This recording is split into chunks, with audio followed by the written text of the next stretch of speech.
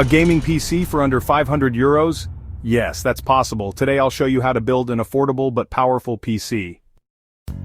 CPU AMD Ryzen 3 3100 or Intel Core i3 12100F, both around 100 to 150 euros. GPU GeForce GTX 1650, Super or RX 6500 XT around 200 euros.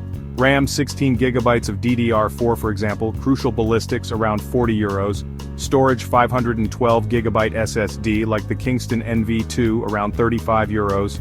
Motherboard B550 or H610 chipset compatible with the CPU around 80 euros. Power supply 500 watt 80 plus bronze like the Corsair CX500M around 50 euros. Case classic MIDI tower like the Colink Satellite around 40 euros. In total we're at about 495 euros, including shipping and possible price changes. Cable management is important for airflow, this way you avoid static buildup. Alright, let's see how this budget gaming PC performs. We'll run some popular games like CS2, GTA V, and Fortnite. Check out the frames per second values. At 1080p with medium settings, you're looking at over 60 frames per second. Pretty impressive for the price, right? If you want to spend even less, you can consider the Ryzen 3 2200G with integrated graphics.